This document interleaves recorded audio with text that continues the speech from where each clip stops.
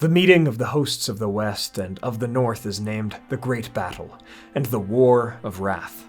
There was marshaled the whole power of the throne of Morgoth, and it had become great beyond count, so that Anfauglith could not contain it, and all the North was aflame with war. Hey everyone, Yoyston here, and I hope you all are doing well, wherever you are in Middle-earth. Happy New Year's, and I hope you all have a wonderful 2023, and may the blessings of the Valar go with you all. Bear with me here, as this might be a bit of a lengthy introduction to properly set up this video. First, in general, I would like to warn you all that if you see a channel acting like mine in the comments, replying to your comments, claiming that you won some sort of giveaway, that is false and a bot. It's a big problem on YouTube these days on so many channels. If I ever do giveaways, which are very seldom, I will ask you to email me or contact me in a particular way, not with any sort of link in the comments. I will also mention such giveaways in the videos, so if I don't and you do see these bots, just ignore them or report them. Thank you so much. And I'm sorry that I can't do more. Also, the Men of the West account is verified by YouTube, so it's got a little check mark in it if you do see me in the comments. Today we'll be taking a look at the 5 most powerful beings on both sides of the conflict with Morgoth in the First Age, simply deemed good and evil, although we see that these qualifiers do not always apply to our own free peoples here or in the Years of the Trees, cough cough, Feanor.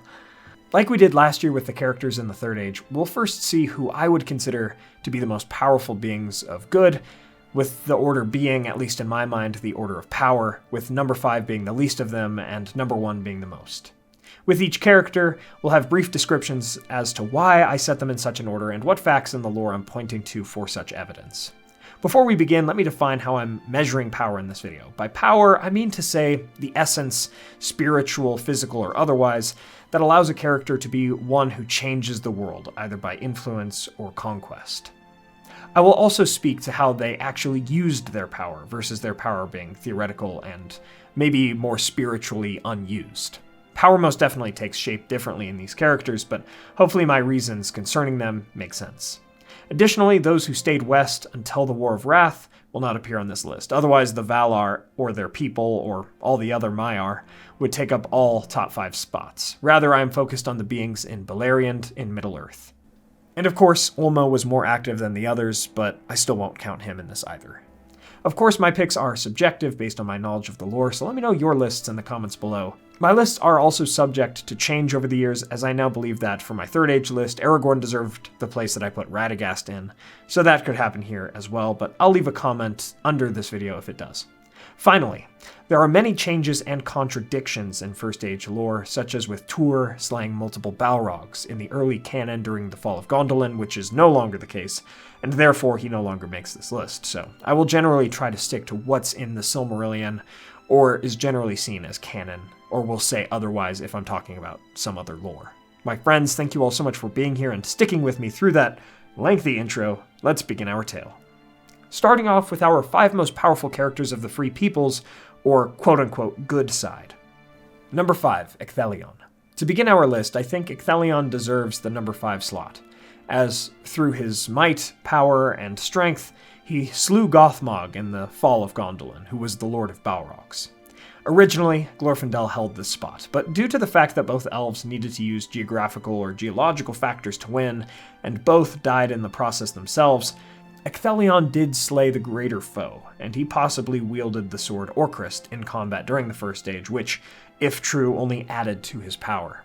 There's not much to say about this character, but solely for slaying Gothmog, I believe he deserves a spot on this list. Number 4, Turin. Again, the term good is certainly loose in this video, for while I do consider Turin to be a more or less tragic hero, he is still a hero, or tries to be. Although it is said that Hurin, his father, was the greatest warrior of men in Middle-earth during the First Age, and I would give him an honorable mention especially for his strength of will against Morgoth, his son Turin deserves this place on my list, in my opinion. For of all of the fights that he is in personally, Turin, especially with the Sword of Beleg, which he named Gurthing, wins nearly all of them. Indeed, Turin does lose the Battle of Nargothrond, which was certainly partially his fault, and he was captured by the orcs before that when the petty dwarf Mime betrayed him. But nearly every time Turin attempted to kill something that opposed him, he succeeded, eventually at least. Sometimes this would even happen accidentally, when he wasn't trying to slay someone, but was trying to intimidate them and so forth. Without Gurthang, I might not put Turin on this list, factoring in some elf or another, but Turin's strength must not be underestimated. Even he died by his own hand, for he was cursed by Morgoth. Finally, it was Turin's wit and strength that killed Glaurung, the dragon, and in earlier versions of the stories of Tolkien, it is said that, in the end of time, during the Dagor Dagorath, the end of Arda, Turin himself would slay Morgoth, or Melkor, greatest of the Ainur. Although, of course, due to the state of the canon, and the fact that this is admittedly after the First Age, we can't really count this in our conversation here overmuch. It is also said, though, that in the last hour he would deal a death stroke to Encalagon the Black, but again, we can't really count this, only acknowledge that. In the First Age, he would eventually, theoretically, have the potential to do such deeds. Number 3, Fingolfin. Fingolfin is a very powerful elf in the First Age, and he adequately represents the theme of the gradual decrease of power at large in the world of Middle-earth from the Elder Days onwards, as, in my mind, other than his father and brother, both of whom came before him and died before him in the years of the trees and do not make this list, he was the most powerful High King of the Noldor ever seen in the history of Middle-earth, and those who came after him, while powerful, did not compare to his power. Simply put, Fingolfin challenged Morgoth to single combat and wounded the Dark Lord several times, giving a literal god wounds that he would carry for the rest of his existence. Fingolfin's sword was Ringil, and it was likely a great boon to him in combat, and he was the most valiant and brave of the sons of Finwë, making him number 3. Number 2, Luthien. Perhaps the gap between Fingolfin and Luthien may admittedly be somewhat small, but I still think that the potential and active powers of the half-Maiaran nature of Luthien, who defeated Sauron with the help of Huan to crumble his Isle of Werewolves with her mastery, her power of music, being able to put Morgoth and all his court to sleep with her magic, songs, and dance, and even her beauty itself, were all boons to Luthien and her power level. Furthermore, her sorrow and lament moved Mandos, the Lord of the Dead and the pronouncer of fate amongst the Valar. This lament brought her and her husband Beren back from the dead, and afterwards, when she would wear the Silmaril of her quest in the Nauglamir, she became the fairest being in Middle-earth, even for many too fair to look upon. And even the sons of Feanor feared her reputation too much to openly oppose her in their quest to reclaim their Silmarils. Number 1, Melian. Finally, we have Melian the Maya, and though we know less about her specific usages of power, we do know that her innate power is greater than any other in Middle-earth during the First Age. Indeed, she was a Maya, of the race of the Ainur, which created the universe through their music, and beyond this, she created the Girdle of Melian, a barrier that protected Doriath, the realm of her husband Thingol, from things evil and beings mortal, unless the fates that drove such creatures and beings were greater than hers.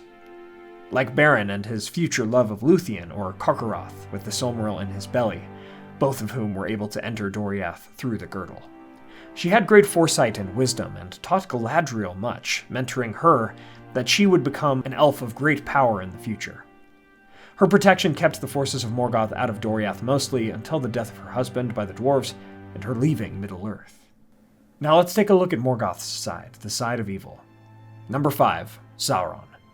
In quite a contrast from my Third Age list, Sauron, in my opinion, barely makes this list in the First Age, but he is still very powerful. Like with the heirs of Fingolfin, we do see a decline of power from the First Age onwards, as even Sauron lost power in some respects and gained it in others, namely his One Ring. However, he could do things in the First Age even without the ring, such as shapeshift into a werewolf and vampire that he could not do in the Third Age. And comparatively, he becomes the number 1 on my Third Age list of evil characters and their power levels, as the rest of this list, well, does not make it to the beginning of the Second Age. Sauron is quite powerful still, being the lieutenant of Morgoth during the First Age, seeing to the destruction of many men of the House of Beor in the forest region of Dorthonion, taking the Isle of Tol Sirion, and perverting the castle of Minas Tirith, First Age Minas Tirith, mind you, built by Finrod, and turning it into Tol Engauerhoth, the Isle of Werewolves. He does hold power, certainly, and a face-to-face confrontation with Sauron in the First Age would mean almost certain death, just as it did for Finrod himself, who lost a competition of music to Sauron. Yet still, Sauron was quite beatable, as Huon and Luthien went on to defeat him. Huon in particular, who took Sauron by the throat, and Luthien, who threw down his Isle of Terror. Number 4. Gothmog.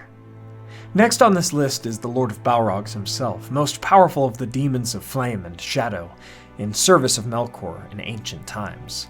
While there is little to say of this character in particular, the High Captain of Angband won every battle he was in, except for his final duel, of course. In the Years of the Trees, he drove off Ungoliant with his other Balrogs and mortally wounded Feanor himself, but in the First Age, he slew High King Fingon, son of Fingolfin, and captured Hurin, the greatest warrior among men. Whenever he was on the front lines, he won the battle, even when he himself perished, such as in the Fall of Gondolin, when he was slain by and slew Ecthelion. Number 3. Glaurung. Here we have the father of the dragons, and while he was wingless, he held great power, given to him by his creator and master Morgoth. There is much speculation regarding the topic of who is stronger, Balrogs or dragons, yet I think since Morgoth created dragons after he already had Balrogs in his service, he needed them to accomplish things that Balrogs simply could not. With that in mind, Glaurung slew many, including Lord Azaghal of the Dwarves, but was a few times himself almost slain in his early exploits, once before the Battle of Sudden Flame, when he was too young to be too powerful, and again when he fought the dwarves and was stabbed by Azaghal. But he prevailed for quite some time, winning the battles of Sudden Flame and Unnumbered Tears, seeing to the destruction of Nargothrond, the further curses upon Turin and his sister Nienor, and bringing ruin with him wherever he went. He was a terrible foe. He could cause a great reek and vapor to appear when he quenched himself in a river, and he was massive. If he had not been slain by Turin Turambar, he would have seen many more characters slain and homes destroyed. Number 2. Enkelagon. Perhaps more than any other character on this list, I struggle with Enkelagon the Black the most. We know so very little about this character, but still, he was one of the first winged dragons, so gigantic in size that his fall ruined the volcanic mountains of Thangorodrim. But seeing that he was so large, could fly, and had breath of fire, he would have brought untold ruin to Middle-earth. That he deserves this second spot, in my opinion, from what I can tell, although I would understand more canonical arguments made against this in favor of characters that we do know more about. However, just based on his potential and how bad he could have been, I think number 2 makes sense. Number 1. Morgoth. No surprise here, Morgoth himself must be the most powerful character of evil in the First Age. Simply put, he is said to be the most powerful of the Ainur, and even with some of his power diminishing with his coming back to Beleriand and so forth, he by far wins this position in nearly every category, even at his weaker points in the First Age. He had the power to corrupt creatures to his will, to put curses on people such as Hurin and his family, manifest creatures such as the dragons, and in my mind put his essence and will within them, that they would not have true life, but act as the manifestations and drones of his will. While others on this list certainly fought in battles far more than he did, he was so strong and powerful that, with his warhammer Grond, he could rend the earth and cause massive physical damage when he needed to, such as when he fought Fingolfin. He could shape certain elements to his will, releasing fire and smoke from Thangorodrim to block out the sun, or to start the Battle of Sudden Flame. He is certainly the most powerful being on this list of evil creatures, and overall as well, as Melian does not even come close to this level of power. From this tale we see that it is not always power that matters, but kinship and alliance.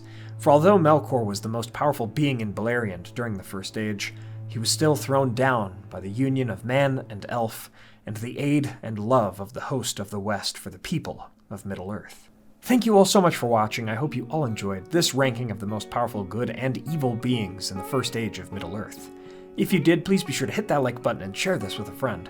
What are your thoughts on this, and how would you organize your own lists and why? Let me know in the comments below. Again, I could understand some arguments against my list here for sure, or come to change my own mind about some of them, but for now and for these reasons, I feel confident enough to publish this. If you'd like to support the channel, please consider getting some candles from our friends Mythologie Candles through the link in the description below. Please check out our merch and Patreon. Thanks to our Valar tier patrons and YouTube members: Peter Shepard, Jonathan Putnam, Mark Kralik, Blair Scouten, Merton, John Hume, Sam McBee, Matt Sabach, Elizabeth Calvert, Maz Gibbs, Reese Jenkins, Adam Petrlik, Anthony Harmon, Dorwin Gray, Arthur, Merlin, DJ Vaught, Dale Davis, Alex Grimes, and Kingswald Project. Thank you so much to all of our patrons and YouTube members. Please subscribe and hit that bell button to join the Men of the West and all of the Free Peoples today, and I'll see you all again next week with a video on what the films got wrong with Faramir. You all are the best, my friends. Thank you all so much for joining me on this adventure. Until the next one.